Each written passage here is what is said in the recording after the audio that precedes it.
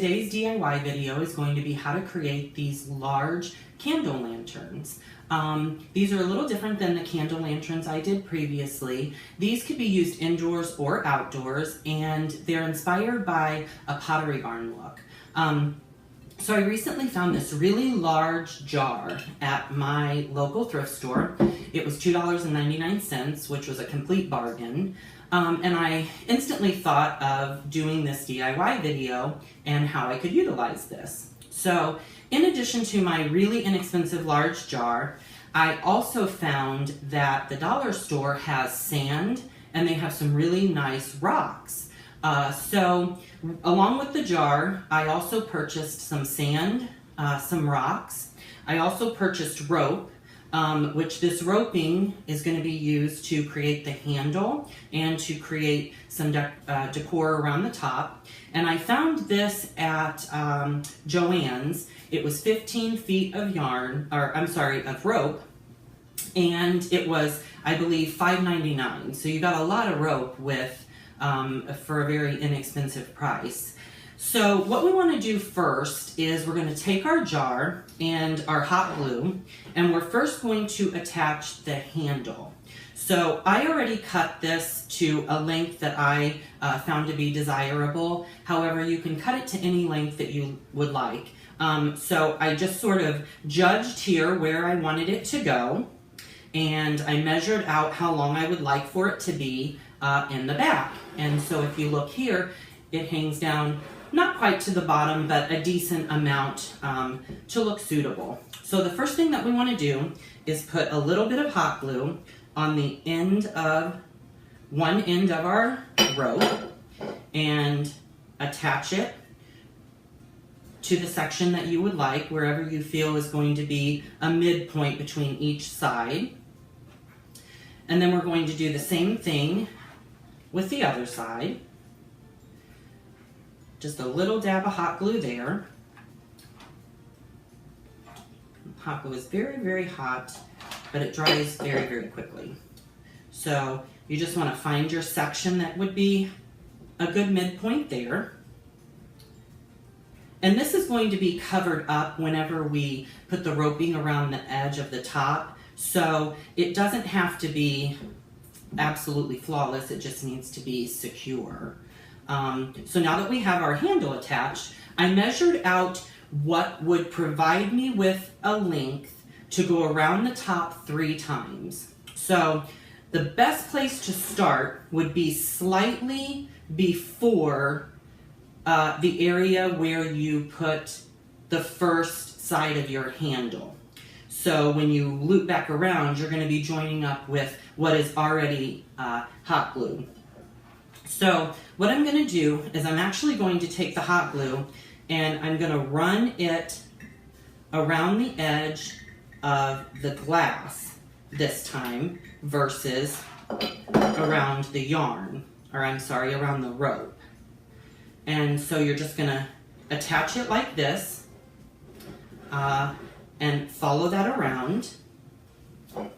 Make sure you have your hot glue gun nice and loaded, and then make sure that you also have some hot glue sticks readily available so that you can keep this going in a really nice manner.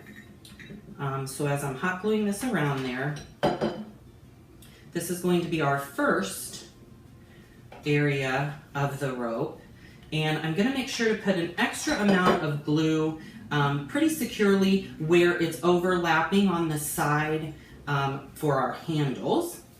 That way that's nice and secure. And we're just going to continue to do that all the way around. And this is going to create a really nice rustic look.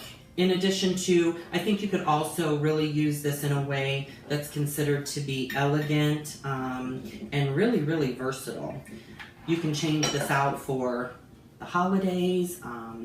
You know, you can add decor to the inside. So this is going to be a really nice, versatile candle lantern when we're all finished.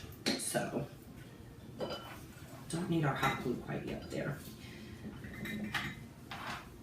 And as I have said before, in working with hot glue, if you're not a master at it, you want to make sure that you're working rather quickly because it does tend to dry pretty fast, but it is also can get pretty hot.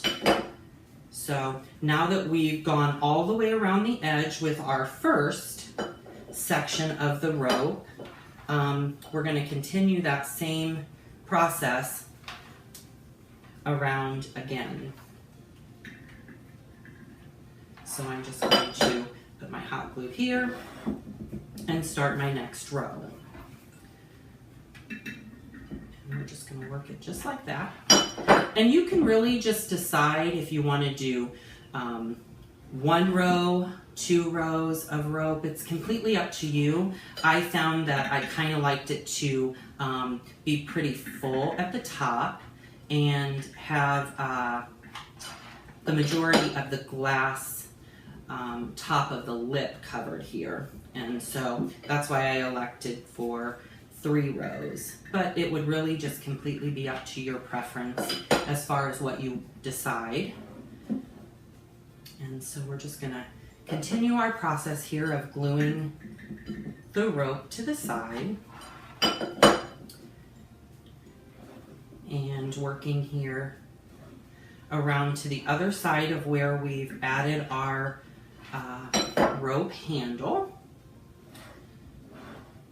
And I really like to show the full process of how this is done and really show you, you know, the actual steps that are involved as we're doing it. That way you get an idea of the materials that are involved, and you also get an idea of exactly what the steps are going to be because you're watching it firsthand. So this is, I promise you, the longest part. The rest of this goes rather quickly, but it's really going to be a very nice look when it's all complete. So we're just continuing to put our glue here, and now we are moving around to our top portion where this will be our last section of rope here. And I am literally putting this right along the very lip of the jar. It's going to make it look really plentiful, and you're not going to see a lot of the glass at the top. And for me, that was really my preference. And you do get quite a bit of the rope with this when you purchase it, so if you wanted to add roping to the bottom, you know, you could do that as well. I believe there's probably enough rope to do more roping on this jar, or you could also do another jar as well, because this is really, for the cost, it's really a good amount. So we'll add a little bit more hot glue here. Hopefully push that through. And we're going to just run this along the side still. And as I'm going along, I'm making sure to push in the rope so that it secures really nicely to the hot glue.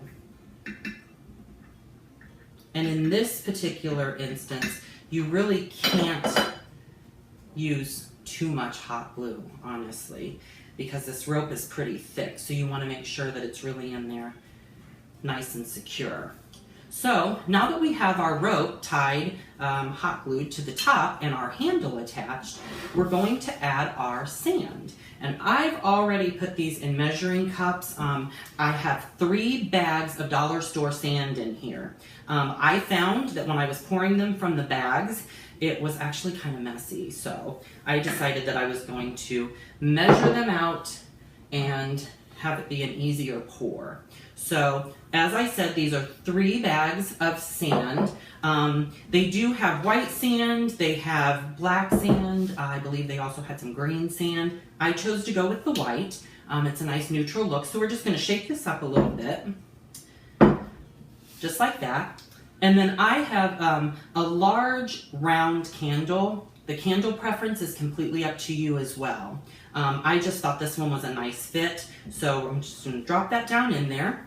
And then sort of give it a little twist here to kind of bury it down into the sand. And then I also bought some rock. I think this adds a nice beachy, really sort of elegant touch to the completed product here. So I'm just going to drop some of our rocks down in here. And again, these are from the dollar store. They were $1 a bag. They did have some different varieties as far as rocks go, but I really liked the natural browns and taupes and things that were really going to provide a nice natural look. So just kind of move your candle around there as you need to, and drop your rocks in. And when you're all finished, you're going to have a really nice, very, very inexpensive, yet looks extremely expensive, nice outdoor, indoor candle lantern.